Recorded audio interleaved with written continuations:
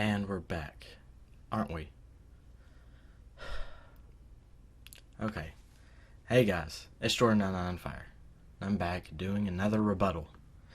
Maggie made another video, so I'm going to try my best and defend Zack Snyder. If you haven't seen my videos before, please like and subscribe. If you are a returning viewer, thank you. Here we go.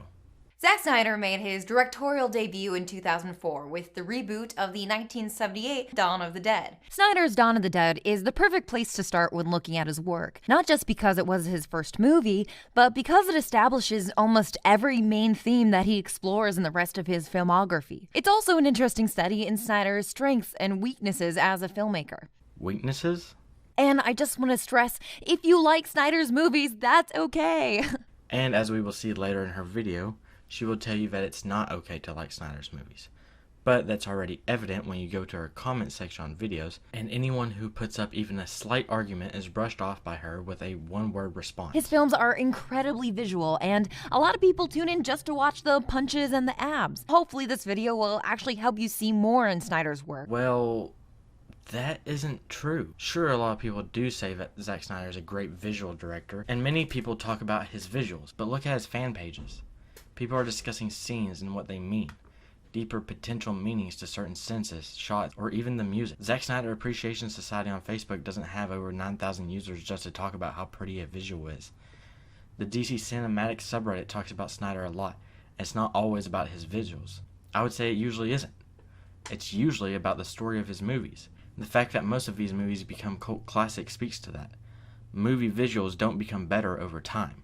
So if that was the only reason people liked his movies wouldn't become more popular with time like they do. So let's dive into Dawn of the Dead. The film opens with a 10-minute sequence showing the beginnings of a zombie infection spreading through the city, with no real answers about why it's happening.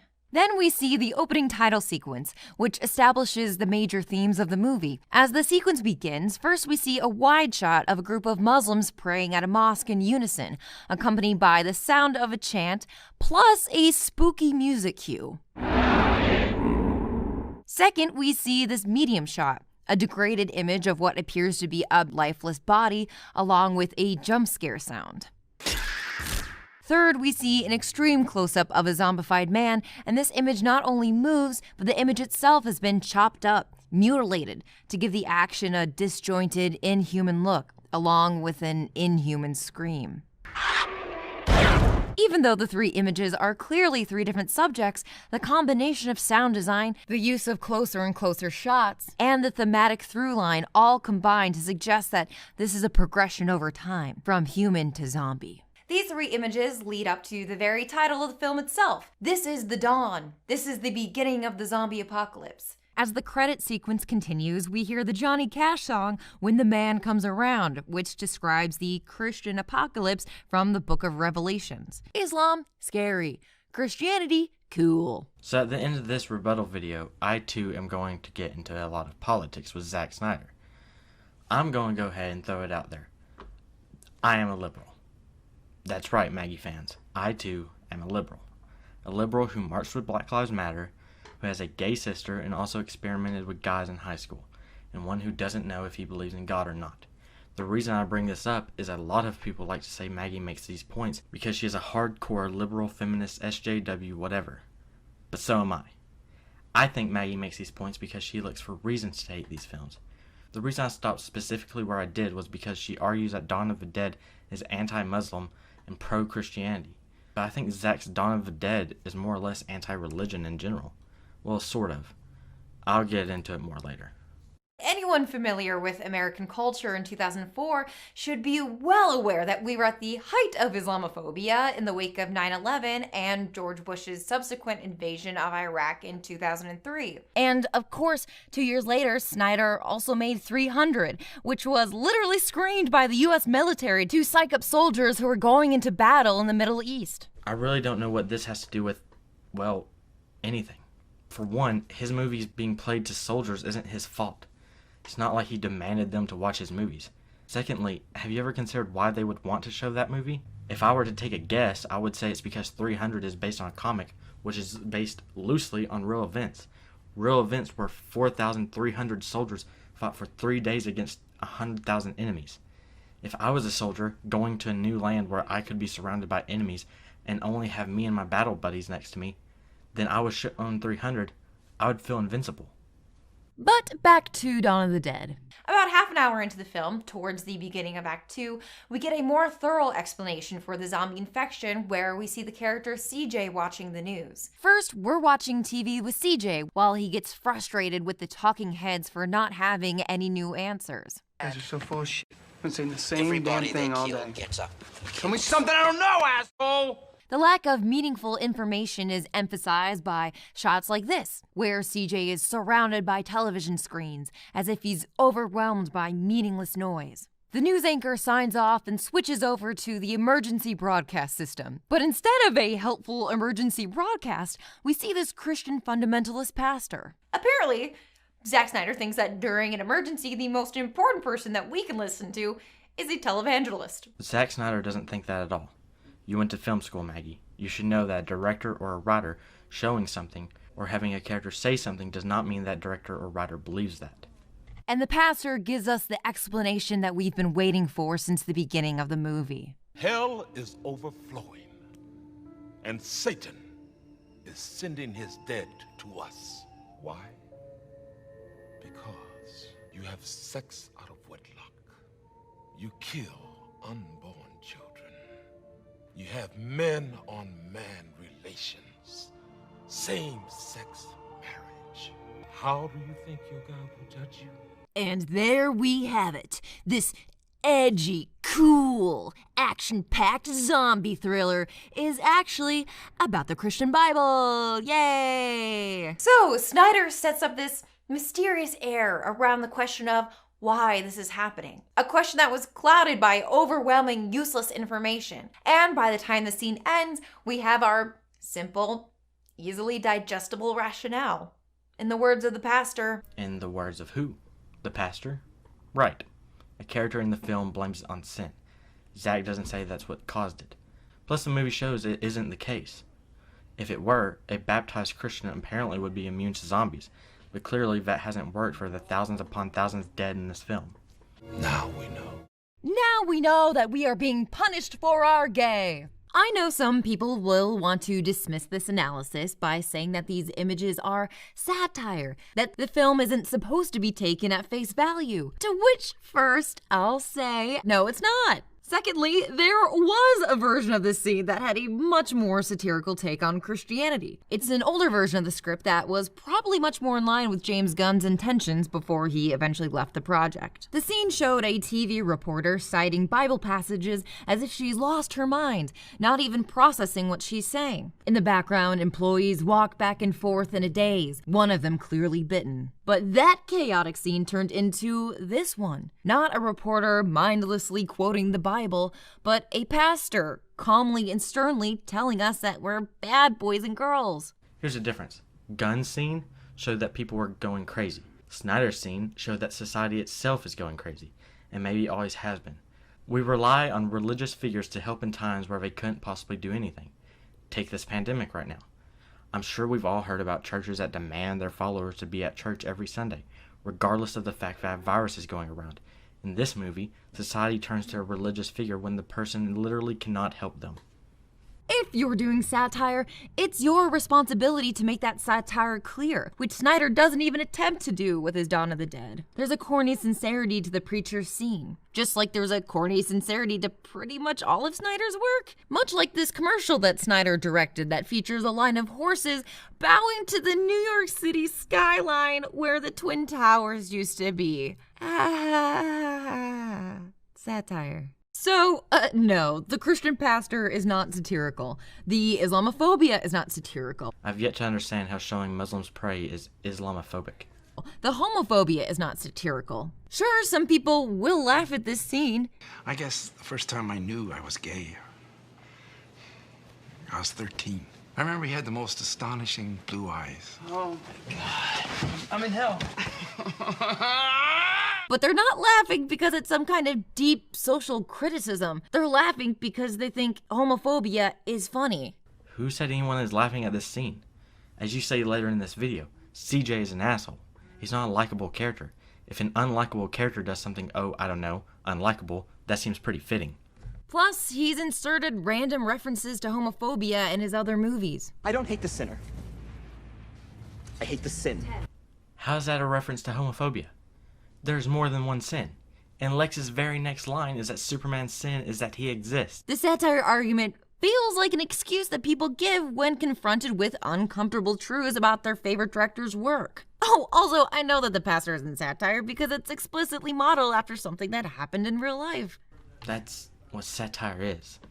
Satire is used to mock things that happen in real life. After 9/11, Reverend Jerry Falwell placed the blame for the tragedy squarely on sex, feminism, homosexuality, and abortion. The pagans and the abortionists and the feminists and the gays and the lesbians who are actively trying to make that an alternative lifestyle, the ACLU, People for the American Way, all of them who tried to secularize America, I point the finger in their face and say, you helped this happen. The entirety of Snyder's Dawn of the Dead is an extrapolation of Falwell's argument. Society is punished because they didn't worship the Christian God enough. From this scene, you might have thought to yourself, well, CJ will probably turn into a good Christian by the end, right? He'll probably learn to turn the other cheek to the zombies. But actually, the weird thing is that this character doesn't really change at all. Early on, CJ is characterized as a selfish, pushy jerk. Find someplace else. Look, we just need a place. Maybe you didn't hear me. But by the end of the movie, he's still a jerk. What are you doing? Fucking nursery school. That's because not everyone changes. Not everyone in real life suddenly becomes a good person. Same here.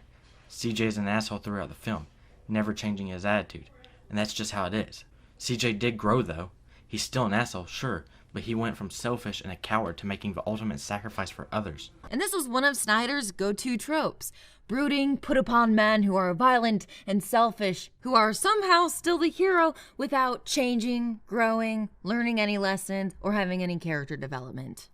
Everyone you just showed was either not the hero or did do those things. Ozzy was more or less the villain. Bruce grew. CJ grew. Same with Leonidas. They are anti-heroes, but just without any of the redeeming qualities of conventional anti-heroes. Not all anti-heroes are Deadpool. Deathstroke, for example, has been everything, including an anti-hero and an anti-villain. Deathstroke also is implied to have had sex with a 14-year-old girl. Deathstroke also used to beat his wife and kids. Now, Deathstroke has went through many redemption arcs or retcons, but regardless, my point is, not all anti-heroes are funny or charming. The Punisher is neither of those things, and he is probably the most well-known anti-hero. One of the few times that we see Snyder redeem characters, it's the orderlies in Sucker Punch, who were complicit with the abuse in the asylum the entire movie, but suddenly have an unmotivated, unconvincing change of heart at the end. I'm not hurting these girls anymore. I'm not doing this. We don't know why the orderlies changed, and it does seem out of place, I will agree. I love Snyder, but I don't think every movie he makes is perfect. I needed more reason as to why they suddenly swapped. With that said, Snyder redeemed Batman and CJ. But honestly, those are some of the only people in Snyder films that were bad and deserve to be redeemed. And depending on your view, Ozzy might have been redeemed too. That depends on if you see what Ozzy did as for better or worse. Snyder even changes source material so he can feature characters who refuse to redeem themselves, like Rorschach in Watchmen, who is framed in the comic books as a danger to society because of how out of touch he is with his humanity and how quick he is to resort to violence, but who Snyder reframes as the only one who really understands what's going on, the one who's willing to do what needs to be done, as if violent vigilantes are a necessary part of the justice system, even going so far as to have Mr. Owl appear in this scene, which he definitely was not in the comic, just so that he can show us what a tragedy Rorschach's death is, by giving us a melodramatic, Darth Vader, knee-bent, snowy particle effect drenched scream. Wow. Oh wow. If you have seen Watchmen and you thought Snyder was saying that the vigilantes were good or that Rorschach was good, then you need to take a second watch of that movie. The movie itself also says that Rorschach is a danger to society. Every one of his friends hates him and calls him a lunatic. And the scene of Rorschach killing the child killer is not saying he does what needs to be done. The opposite. It shows us how horrific Rorschach is. Spoiler for anyone who hasn't seen Joker. Skip to this point in the video to miss spoilers. Okay, so this scene in Joker where he kills this guy has a very similar feel to Rorschach's scene in Watchmen. Why? because they are both scenes where we, the audience, want justice for our character or another character. But once our character gets justice, it's so violent and brutal that it changes the way we perceive them. Up until this point in Joker, you probably felt bad for him. What he did at the beginning was horrible, but we saw it as a broken man being pushed. This moment wasn't that. It was our character becoming a villain. It was Arthur's transformation from Arthur to Joker. Same with Rorschach's scene. Rorschach went from a guy who was, yes, an asshole in the film, but a badass, to a truly dark presence. And you talk about how Snyder changed it. But the killer dies by Rorschach in both versions. In the movie version, honestly, is an easier way to go. In the movie, he stabs him in the head with a cleaver, which seems to kill him instantly. He then continues to do it in rage. In the comic, he burns the building down with the killer chained up inside. I think the reason for the change is simple. The building burning down in the movie wouldn't have seemed as twisted as the cleaver scene. The cleaver scene should have disgusted you as an audience member. And he even changes the visual of Rorschach's death, from a meaningless wisp of blood to an icon of a Rorschach test, which is literally a thing that you're told to look at and asked to infuse with meaning. Yes, and when I see Rorschach's blood pattern, I see a skull. I think that's symbolism telling us that Rorschach was a danger to the world. But Snyder's take on good and evil is even weirder than that. His heroes and villains often share a common goal or even a common philosophy. In Man of Steel, Jor-El and Zod both want the Codex. The first time we meet Jor-El, he is demanding that the Supreme Council give him the Codex to ensure the Kryptonians survive after Krypton blows up, but the Supreme Council refuses. Luckily, Zod also shows up and uses violence to try and get his hands on the Codex. They duke it out, and because Zod has already pushed aside the Supreme Council, Jor-El is able to snag the Codex and send it to Earth along with his baby boy, just like Jor-El wanted from the beginning. Sure, Jor-El says that he doesn't approve of Zod's methods, but Zod's terrorist attack is the thing that leads to Jor-El getting what he wanted. Without Zod's application of violence, Jor-El would still be standing in the Supreme Council, bickering with the politicians. He took advantage of an opportunity. If we didn't previously know that Zod was a bad guy, you might even get the impression that Zod and Jor-El were working together. Most people didn't previously know Zod was a bad guy, and I never heard anyone say they thought that Jor-El and Zod were working together. Similarly, in Batman v Superman, Superman wants to act unilaterally as a private military contractor, and Lex Luthor wants to act unilaterally as a private military weapons contractor. No. That's neither of their wants or goals in that film. Lex doesn't care about selling kryptonite. He wanted to be able to get it into the country for Batman to steal it and kill Superman. Superman at no point is a private military contractor. If you mean he wants to save people, yes, but he never asked for money, and saving people is not at all what Lex wants. Senator Finch happens to stand in both of their way. Luckily, Lex Luthor has hidden a bomb to violently eliminate Senator Finch. Sure, Superman says that he doesn't approve of Luthor's methods, but Luthor's terrorist attack is the thing that leads to Superman getting what he wanted. Without Luthor's application of violence, Superman would still be sitting in Congress, bickering with the politicians. How's this what Superman wanted? Superman did want to discuss with the politicians. That's why he went, was to discuss with them. So it's no surprise that when Superman takes off right after the explosion, the news media starts wondering if Superman and Luthor were working together. Snyder writes heroes who can only achieve their goals as a direct result of terrible acts of violence, whether that violence is done by a hero or by someone else. Often specifically terrorist violence. It's a bizarre, unhealthy combination of might makes right and the ends justify the means. Superman killing Zod was justified. I don't agree with the death penalty, but our serial killers also aren't invulnerable and can rip still. Superman didn't have a choice. As for terrorism, the heroes didn't cause those things to happen. They were the villain's actions. On top of that, Superman would have achieved his goal regardless of the Capitol bombing. And I think it's pretty telling that in both of these Superman-related examples, the thing that stood in the way was representative government. Maybe this is why Snyder's Superman never says, "Truth, justice, and the American way." We think of the American way as democracy and freedom. Krypton didn't have democracy. But this Superman and this Jor-El both seem to view democracy as inconvenient. They don't seem to care about the actual lives lost in the destruction of Krypton, or the destruction of Metropolis, or the destruction of Congress. Superman doesn't even look sad about the bombing. He looks mildly annoyed or constipated, and instead of helping injured people, he just flees the scene of the crime. A few things here. One, they both care about the government because they went to their government when called upon or needed to speak with them. Secondly, you said he doesn't look sad about the bombing while showing him looking sad and frustrated with himself. And he does help injured people, which you still haven't shown, which luckily I showed it like 2 times in my last video of Superman saving the woman and talking to the paramedic right after the bombing. Here, I'll show it again. Slowly and deeply. You're gonna be fine.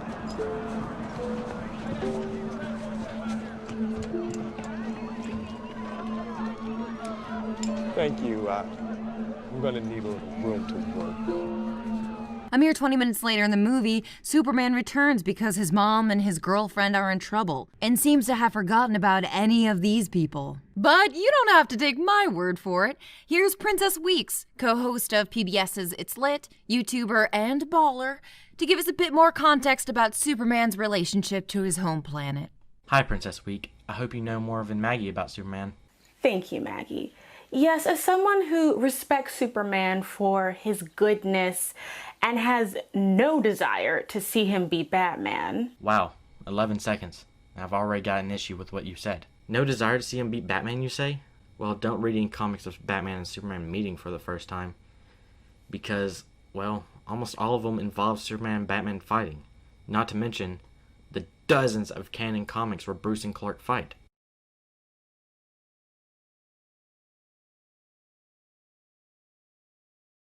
I want to quickly talk about Superman's origin and his connection to Krypton and the people he couldn't save. Kandor was a futuristic city of Krypton that had been captured, miniaturized, and placed in a bell jar by the villain Brainiac. He invented the Funko Pop. When Superman gets Kandor back, it becomes a way for him to explore the culture of Krypton and the life that he was forced to leave behind when the planet exploded. As Grant Morrison puts it in Super Gods, boop boop boop, in Kandor, lost memories were preserved under glass. And Superman could go there, in private, to experience a world he left behind. Kandor was every snow globe and music box that stood for every bittersweet memory in every movie there would ever be. Kandor was the tinkling voice of a lost world, a past that might have been unreachable. Kandor was survivor's guilt, endowed with new meaning. One of my favorite stories that explores this idea of loss for Superman is For the Man Who Has Everything by Alan Moore and illustrated by Dave Gibbons. An alien warlord named Mongol attaches this plant called the Black Mercy onto Superman's chest as a birthday gift, and it allows him to experience a realistic dream based on his heart's deepest desire, which is, in this case, a normal life on Krypton, married with children. Because Superman is Superman because he's on Earth. On Earth, he carries on the legacy of Krypton. He is living for the dead, essentially. I think it was best put on the Supergirl episode of Crisis on Infinite Earths during the CW crossover, where Kara, Superman's cousin, talks to him about what they just experienced. And that is why I take huge issue with Snyder's view on Superman, this put upon hero who angsts about being a hero. Like, that's not Superman! It's not who he is. Anyway, back to you, Maggie. So she does actually have some good arguments and some arguments that aren't so good. For example, it never made sense that Superman's dream with the Black Mercy was on Krypton. Superman shouldn't miss a world so much that he barely knows. Another example is her saying, "That's not Superman." As I showed in my last video, that is Superman. Now, it's true, there are many different versions of Superman, but the modern Superman is a Superman that is conflicted. And she contradicts herself, saying that Superman's dream is him on Krypton, where he has no powers, with a family, is him dreaming about not being a superhero. Thanks, Princess. So, continuing on our journey through the Snyderverse, let's look at Watchmen and how the changes that Snyder made emphasize the idea that unilateral violence is not only necessary to get things done, but it's also cool and good. Not at all what was said in his movies, but okay. In the original comic, Ozymandias fakes an attack on New York City, which ends up uniting the USA and USSR against a common enemy. But in the comic book, this moment of unity is undermined by Rorschach's journal ending up in the hands of a far-right newspaper, telegraphing that the peace will not last, and that all the death and destruction that Ozymandias caused was ultimately for nothing. The final image is the doomsday clock striking midnight, covered in blood. The ends did not justify the means. Might did not make right. The terrible ramifications of Rorschach's journal ending up in the far-right newspaper is the entire basis for the Watchmen TV show. However, Snyder's version eliminates the original visual of the doomsday clock striking at midnight. Instead, we end on Rorschach's journal and a line of voiceover that calls all the way back to the beginning of the entire story. Rorschach's journal. October 12th, 1985. Tonight, a comedian died in New York. Cut to black and cue the rockin' jams. Snyder's ending throws away Moore's point about violence begetting violence and the criticisms of nuclear deterrence. Instead, it suggests that, whoa, we found the movie, guys! It's cyclical rather than final, quirky and self-referential rather than a commentary on war. You are playing dumb right now. Right? Like this is a joke, right? The journal at the end wasn't to show, we found the movie. The journal at the end is there for the same reason the journal is at the end of the comic. Rorschach's truth is found, and in that truth they have discovered what Ozzy is planning. Sort of. The newspaper that finds it in the movie is about to publish what's inside, meaning that the same outcome as the comic is about to happen. Alan Moore was trying to tell us that the cold, calculating villain like Ozymandias was wrong, that mass murder begets mass murder. Snyder's version is telling us that we need villains like Ozymandias, that mass murder is a fact of life, or maybe even necessary. Where does it say that? When Dan beats the shit out of Ozzy? When they all abandon him? If you mean because they didn't stop Ozzy, I hate to break it to you, Maggie, but they also let him go at the end of the comic. It reduces the impact of the entire story to a simple pop culture artifact, rather than a dire warning about the dangers of unchecked aggression, which is hilarious, and by hilarious I mean sad, because the original comic book was critiquing our pop culture artifacts. Even Snyder's heroes have this one of us has to suffer for the other person's life to get better mentality. Towards the end of Sucker Punch, Baby Doll insists that the only way Sweet Pea can escape is if Baby Doll sacrifices herself, knowing that she will be lobotomized. I'm gonna walk out there. And when they come after me, you go, okay? There's gotta be another way. No. Female empowerment. No. His villains end up correct. His heroes display annoyingly selfish qualities. Because the real world isn't black and white. The good guys aren't necessarily good people, and the bad guys aren't always obviously evil. It's like violence is characterized in these films as calculus, always using the ends to justify the means. As long as the outcome is X, then it's okay that 100 buildings were destroyed and 3,000 people died in Metropolis. The movie doesn't say that at all, and Superman was literally trying to stop more people from dying. This moral calculus is the entire point of the story in Batman v Superman, where Pa Kent tells Clark about the time that he saved his farm from a flood, resulting in the destruction of the farm next door. We blocked the water all right. We sent it upstream. The whole Lang farm washed away. While I ate my hero cake, their horses were drowning. You cut Pa Kent's scene, which I can only assume is because it goes against what you just said.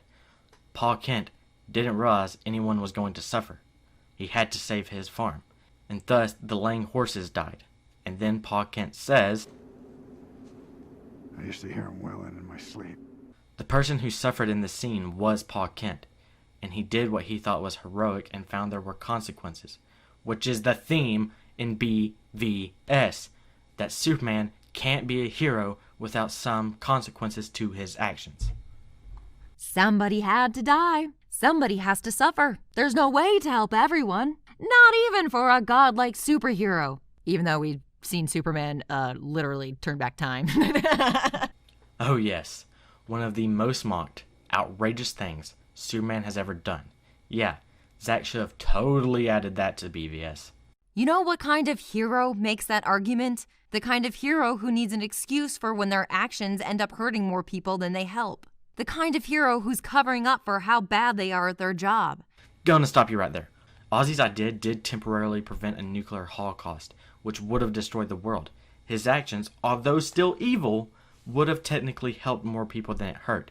And if you thought Leonidas was bad at his job, then you didn't watch 300. The dude survived 3 days against 100,000 soldiers. Come on! In this universe, community becomes meaningless because someone has to suffer in every interaction. You can't view your neighbors as friends and allies.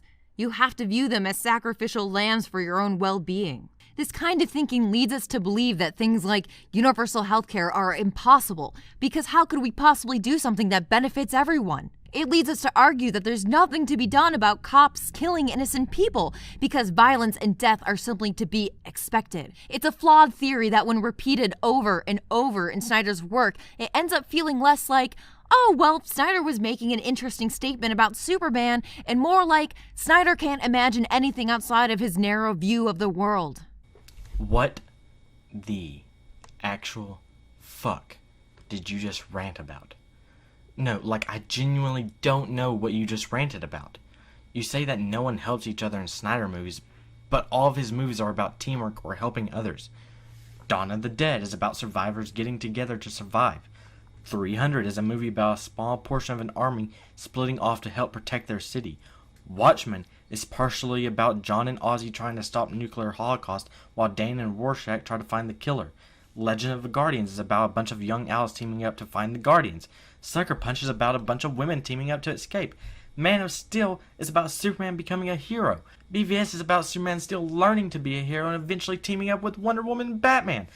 Justice League is about a group of heroes teaming up. I'm going to go ahead and assume Army of the Dead is going to be a bunch of people teaming up. All of those films are about people trying to help others, whether the others are themselves and a few others or whether it's the whole world.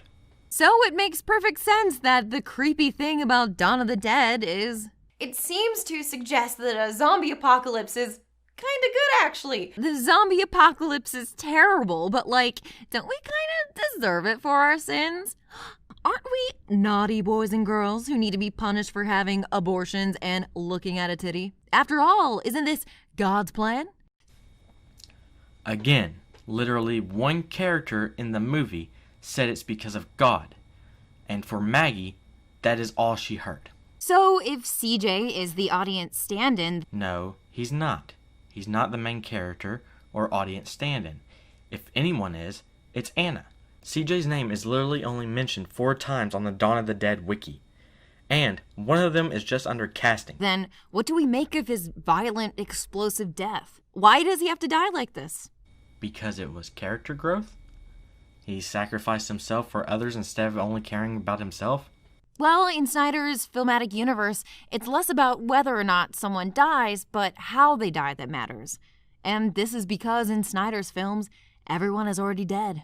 The idea that there's no use helping people because they're already dead is a constant truth in the Snyderverse.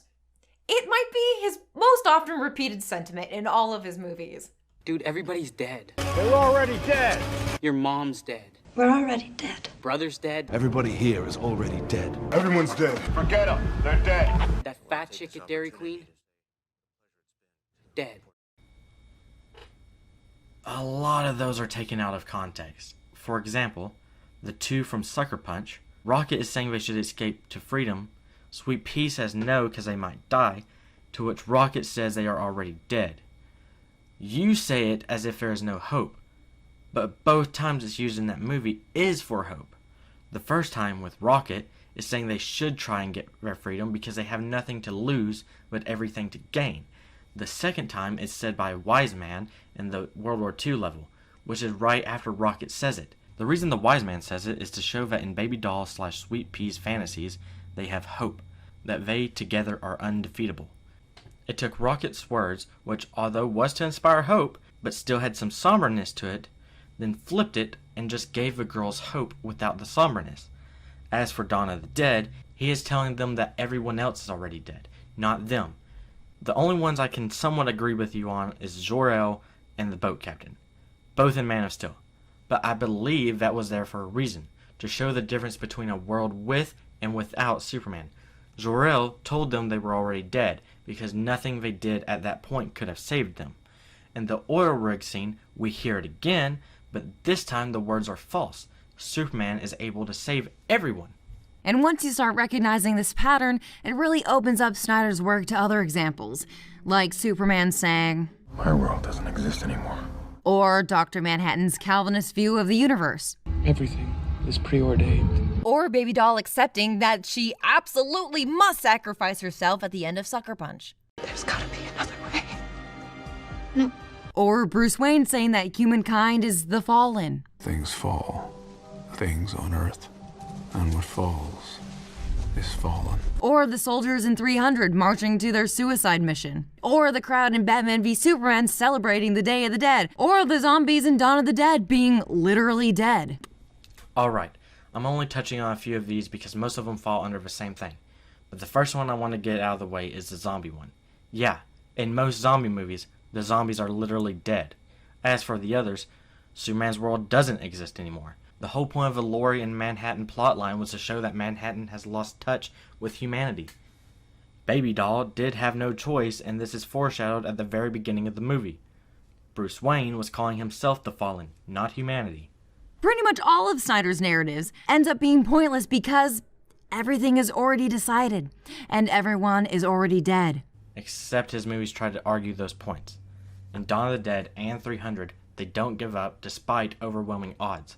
Watchmen is all about creating your own destiny and not letting it be decided for you. This idea is so comically overused in Snyder's work, it even affected the PR for Batman v Superman. When asked where Robin is, Ben Affleck explained that in the Snyderverse, Robin is already dead. My God. Leave Robin alone! I'm already dead. We're already dead. You're already dead. There's no use saving the world. Everyone is already dead. Even when Bruce Wayne gives his little speech at the end of Batman v Superman that's supposed to be hopeful, he says, "We fight, we kill, we betray one another, but we can rebuild." There's no indication that we should stop fighting. Stop killing, stop betraying one another. Just that we should rebuild on the corpses while people keep treating each other horribly. Because we're already dead! Is that what he said? I mean, I must be misremembering because I could have sworn that he said more. Here, let's look this up real quick.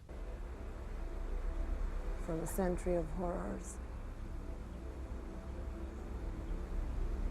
men made a world where standing together is impossible. Men are still good. We fight, we kill, we betray one another, but we can rebuild. We can do better. We will. We have to. Oh! So he does say that they should stop betraying, fighting, and killing. But you said, oh! You lied. I get it. So, because we're already dead, what matters in Snyder's cinematic language is that you make sure you die a symbolic death. Die for an idea. Die, but make it a spectacle. Pa Kent is the most obvious and laughable example of this, getting dissolved into a tornado like an Alka-Seltzer. But one example that is not laughable is Baby Doll from Sucker Punch. Sorry if I get a little emotional here. I actually think this is one of the most fucked up sequences in Snyder's entire filmography. Content warning here for sexual assault, so jump to this time code if you'd rather skip it. I will say, if you are sensitive to sexual abuse, you should skip ahead. Here's my time code. When Baby Doll and Sweet Pea are about to escape, Baby Doll says that she needs to sacrifice herself to distract the guards so that Sweet Pea can get away. I'm gonna walk out there, and when they come after me, you go, okay?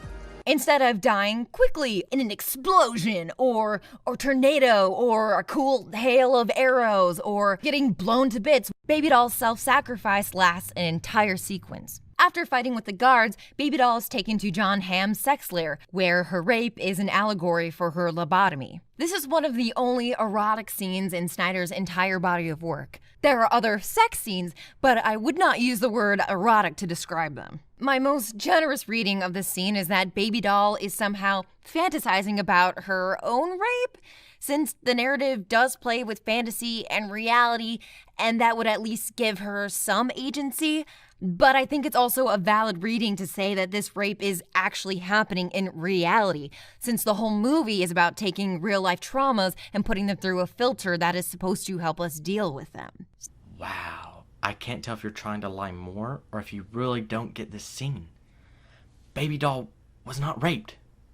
She had sex with the High Roller out of choice.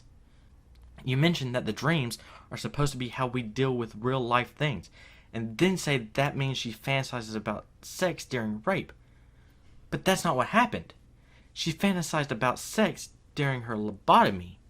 I can't tell if you didn't watch this movie or you didn't pay attention, because since the beginning, her lobotomy has been referred to as sex. At the very beginning, the High Roller is coming to take her virginity. The ending was her having sex with him.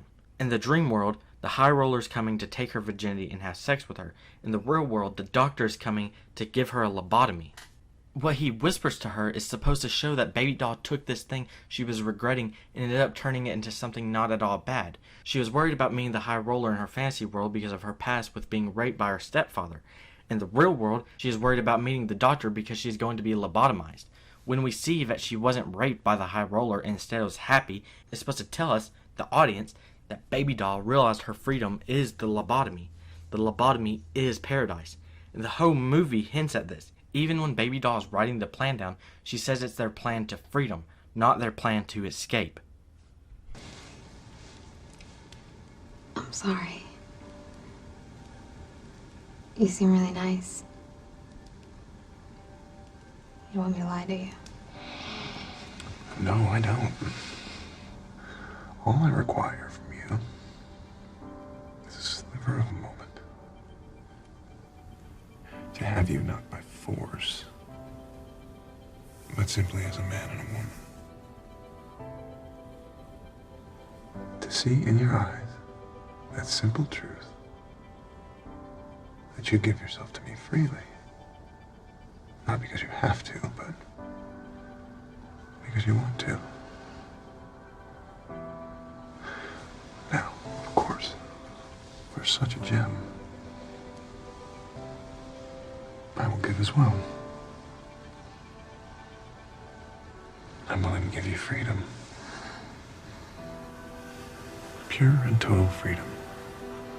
Freedom from the drudgery of everyday life. Freedom as abstract ideal. Freedom from pain. Freedom from responsibility. So, either way, at the end of the scene, she gives John Hamm a look. Did you see the way she looked at me? This look is supposed to convey that she is defiant in her death, that she didn't go quietly. But what's odd is that the film acts as if this look is a satisfying conclusion to a character having just been raped and lobotomized. I already spoke about how she wasn't raped, but I will speak on her lobotomy. See, it was already explained why she was okay with it. Because Sweet Pea was the only one who could make it in the real world. She was the only one who could survive with the memories she had. Baby Doll realized that she would rather be lobotomized than have to live with those memories. And there are other movies that have the same ending. They aren't happy endings, but they are bittersweet. It's as if it's saying, it's okay guys, she got her revenge by giving John Hamm a look. Boy, she gave him a look. That look, we got him. And this is the point where everyone who watched this movie would know that clearly Maggie did not. John Hamm is literally in the last, 10 minutes of the movie. He wasn't the villain. The actual villain, Blue, did get justice done to him. John Hamm is actually more or less Baby Doll's avenger. He frees her from this world and sends her to paradise while also discovering that Blue had been forging signatures, getting Blue arrested along with Baby Doll's stepfather who molested and raped Baby Doll growing up. The final message of the film also adds insult to Baby Doll's injury. As Sweet Pea escapes to freedom, she says, "Who teaches us what's real and how to laugh at lies? Who decides why we live and what we'll die to defend? Who chains us and who holds the key that can set us free? It's you. You have all the weapons you need." Rape involves literally having your agency taken away from you. It's someone actively negating your humanity and your ability to decide. It's the opposite of being set free. It's a tragic, disgusting end for Baby Doll that, because of a stink eye, is treated as if she's going down in a blaze of glory. Or that getting through to her rapist for a millisecond is somehow a win for the lobotomized Baby Doll, while he presumably goes on to continue to rape and lobotomize more female patients.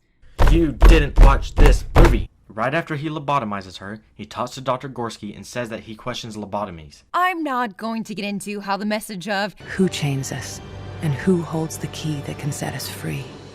It's you." is just an easy way for a male director to completely sidestep the history of institutionalized patriarchy and sexual violence that leads to society building abusive systems that entrap, abuse, and sexually exploit people. I'm not getting into it. I realize Snyder was excited to write what he felt was a feminist movie, but it really only highlights his conservative take on these ideas. That victimhood is a choice. That the system will somehow correct itself. I'm not hurting these girls anymore. I'm not doing this. I'm really getting sick of this, but nope, the movie didn't say that. The movie at no point said victimhood is a choice or that the institution will fix itself. It was actually Dr. Gorski and the High Roller that fixed the place, and this is what Emily Browning said about the whole ending. And you can find an amazing interview of Jenna Malone and Emily Browning talking about Sucker Punch and defending the movie and calling it empowering. Maybe they're just trying to promote the movie, but Jenna at least came back for an appearance in BVS, so I don't know, maybe that's how she really felt. For a moment, as a fun exercise, close your eyes and try to imagine a male protagonist in any of Snyder's films getting this type of ending. Snyder would never dream of having Alfred tell Batman, "Actually, when Superman killed all your employees, all you need to do is go back there and give him the old stink eye." But the example that feels the most Snyderverse-esque is the guy from Law & Order versus Zod's sidekick, Faora. During the battle in Main Street, USA, Faora and the SVU guy square off. She's clearly the superior one, and she tells him, "A good death has its own reward." So we assume that he's about to get wrecked. By this point, Snyder has made it abundantly clear that Zod and his crew are absolutely, irredeemably evil, so we might assume that by the end of the film, this idea that death is good and that it's actually a reward will be challenged and refuted. But again, Snyder doesn't necessarily disagree with the philosophies of his villains. A mere 30 minutes later in the movie, the SVU guy repeats that same line back to Faora, even emphasizing it in a way that makes it sound irrefutably true. "A good death is its own reward." Faora wasn't wrong, she was just on the wrong team. She was right, but not in the same way. She was right in that a good death is its own reward. She was wrong on what a good death was. To her, a good death meant dying in battle. To him, a good death is dying to save others. His sacrifice saved the world. He considered that to be a good death. He also emphasized it because her death wouldn't be a good one. Sure, she died in battle, but she died failing to stop humanity's plans. The Snyderverse is preoccupied with dying an extravagant death, so much so that he ignores one really important thing: how we should live. And the result is a bunch of characters who are miserable, unloving, emotionally distant weirdos in their daily lives. His narratives demand that we embrace killing and death, but when a character he likes dies, or Superman's mom is in trouble, we're suddenly expected to feel sad about it. This is the biggest and most consistent internal contradiction in Snyder's movies. These people don't matter. These people don't matter. Who cares about them? Don't care. Meaningless. Ew. Pfft, not that guy. Those people, bleh. Stop it. Don't look at me. Worthless. Oh my god, my mom and my mom wife. Well, that was dumb. For one, the whole reason we got more shots of the comic book kid and the salesman was so that way we did feel lost when the bombing in Watchmen happened, because they are characters we know and like, opposed to random figures. Again, you clearly haven't watched Sucker Punch, because no, those people don't matter. They aren't real people. They are a fantasy in someone's head. The rest are really dumb, but I really wanted to point out how you keep complaining about people killing zombies in films. Have you ever seen other zombie films besides this one and the original? Because in most zombie films, killing zombies is just normal. Actually, in Zombieland, it's pretty much a game. Snyder doesn't just dismiss empathy, his narratives punish any character who remains empathetic in the face of death. Snyder's post-apocalypse has no room for sensitive men. In fact, the first death that we witness in Dawn of the Dead is Anna's kind, sensitive husband. One of the few unquestionably kind male characters in Snyder's entire filmography. Similarly, Michael ends up showing empathy for this father character in the middle of the movie. Michael makes it clear that he knows the father will turn into a zombie despite Anna's hesitation. You've been bitten. It's only a matter of time. Are you sure it's the wife? No. She's sure. But even though Michael is sure, he refuses to kill the father, leaving that job to Ving Rhames. The father's death is inevitable. Anna and Michael's hesitation to kill, choosing to see humanity in the face of a zombie, would be considered admirable or heroic in some narratives, but because of the way the scene and the larger narrative is constructed, their feelings are framed as naive. They even jolt when they hear the shotgun, as if they're unprepared or unequipped for it. Nope. They jumped in shock because they didn't want that outcome. I mean, yes, they did because it's a better fate for everyone, but they also didn't because that was them literally sending someone to their death. They secretly hoped for a different thing to happen, but it didn't. Narratively, we're shown that Michael's reluctance to kill was meaningless. His sympathy for the father character has no tangible effect on the father's fate. I'm sorry. That's because it's supposed to show us these impossible decisions that these survivors are forced to choose in. Make us feel bad for them. They didn't want to kill the father, but had no other option. Michael, who's shown empathy and a reluctance to kill throughout the film, dies alone. The only person he gets to take out is himself. He doesn't even get to take out any zombies with him, which in an action-packed zombie movie like this one is the best way you can go out. His inaction has led him here, isolated, trapped in limbo between the others who are able to escape and the zombies in the background. The bite on his arm tells us that he'll soon be one of them. CJ, on the other hand, gets to have that spectacular, cool, action hero death, taking out a bunch of zombies along with him. We don't mourn him because a good death is its own reward. Michael's character arc is also a foil for Anna's character arc. While he remains sensitive and empathetic over the course of the film, Anna goes from being a nurse, whose literal job is to help the sick and tend to the wounded, to methodically shooting zombies in the head. I ever turn into one of those things? Do me a favor, blow my fucking head off. Oh, yeah, you can count on that. A little longer than a few minutes later. I got him. Damn. Anna is one of the few people who survives because she's learned to shed her motherly, nurturing instincts and become a killer. Oddly, Superman's arc in Man of Steel follows a similar path, from protector to killer. Early on, young Clark saves a bus full of children, but his dad tells him that sometimes people just have to die. What was I supposed to do? Just let them die? Maybe. I'm glad you showed the scene so I didn't have to. Paul Kent isn't saying the kids should have died. He's saying that he doesn't have all the answers. Everyone looks at this scene and instantly thinks that Paul Kent is this horrible guy. But he is simply a scared parent, worrying about his son and what happens if people find out about him. He obviously didn't want the children to die. He's just worried about his son being taken from him. Alright, I'm skipping pretty much the rest of this video because it's either more stupid arguments or it's her talking about how smart the original Dawn of the Dead is and how unsmart she thinks Snyder's version is. But I do want you to see this. So we've seen how Zack Snyder's directorial debut takes the original 1978 film and strips away its radical anti-capitalist messaging and replaces it with regressive rhetoric. And this seems to be a pattern in his larger filmography. From Dawn of the Dead to Watchmen to Superman, Snyder has a tendency to snatch up intellectual properties that have a strong progressive message and recode them as hardline conservative propaganda. Dawn of the Dead goes from being a critique of consumer culture to a brutal allegory for the Christian apocalypse. Watchmen goes from being a postmodern analysis of hero worship to a celebration of vigilante justice. And Superman goes from being a kind-hearted member of the community to a scowling, cold-blooded killer who serves as a private contractor for the American military. So, to anyone who says, keep your politics out of my comic book movies, I just gotta say, we really need to recognize the fact that Snyder's movies are utterly political. His Dawn of the Dead is as political as Romero's Dawn of the Dead, just completely in the other direction. So I'm going to make this argument that Zack Snyder isn't making conservative propaganda. Instead, he's making movies with really progressive themes. The reason I said before that Dawn of the Dead is anti-religion is because every time we see religion in this movie, it's met with negativity. We see the Muslim prayer, only for it to be shown that the apocalypse still happened. We saw the TV guy talking about sinners and sin, but offered no solution and had no evidence other than what he thought.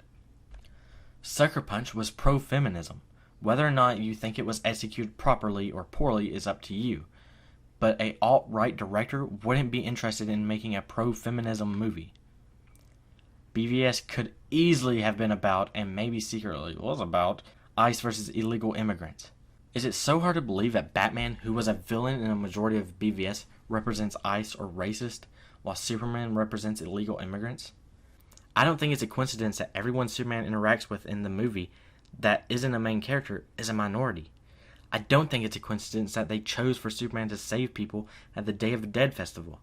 I don't think it was an accident that they made the citizens at the festival reach for Superman's costume, which represents the same colors of the American flag. I don't think it's an accident that the government in the movie blames Superman for things that aren't his fault while ignoring the good ones. Like people claiming, they took our jobs, while then ignoring the good they bring. Batman in this film hates Superman out of fear of the unknown and condemns him for that very reason. But once he is about to beat Superman, Superman becomes humanized, and Batman suddenly doesn't want to kill him anymore. I think Zack is saying the way we fight racism is humanizing the people being attacked. Now, I don't really think that BVS is about ICE versus illegal immigrants. I think it's more of a commentary on modern media. But you can see how I can twist it that way. I can make it a movie with very liberal views, just like Maggie can take his movies and give them a very alt-right view. The idea that his movies are propaganda for one side or the other is ridiculous. And it also falls apart when you think about the fact that so many people he works with and that support him are liberal. Ben Affleck called Bill Maher out for Islamophobia. Jason Momoa is an environmentalist. Gal Gadot joked about fighting Trump. Dave Bautista is outspoken about politics and leans left on a lot of topics, even telling everyone that he is voting for Bernie while sharing a tweet from Biden. And the list goes on. And the fact that you think, out of thousands of Snyder fans, that they are all racist, homophobic people is insulting to everyone. You think I'm the only liberal follower? Or I'm the only follower of his that has admittedly experimented sexually? Or that I'm the only follower of his that has marched with Black Lives Matter? Or actively tweet about liberal politics on Twitter? No, I'm not. I don't want anyone watching this to think I don't like you if you aren't liberal. I honestly don't care which way you lean. As long as you are respectful to people's views, what they think, or who they are. Then I don't care if we agree on our politics. And even if we do agree on politics, if you are disrespectful, I won't like you. Which honestly, I think is why I have so many problems with Maggie. Me and her, I'm sure, share a lot of the same political views. But I love Snyder, and she hates him. That doesn't bother me. It's when she blames politics that bothers me. Like, sure, I didn't like her last video, but I didn't have a problem with her. She lacked comic knowledge about Superman, so her arguments weren't valid. But that didn't mean I had a problem with her. But then she comes to this one and she flat out insults almost anyone who watches Snyder movies while riding her high horse. Well, not only is she insulting me, but it's creating a bigger divide between liberals and conservatives. She is making it seem that all bleeding heart liberals are intolerable to the other side, when I assure you, that's not the case. I promise everyone, I probably won't talk about politics anymore on here. Now on Twitter, that's a different story. The only reason I talked about it so much in this video is because she did too. I also am not sure if I will do another rebuttal video, at least to Maggie.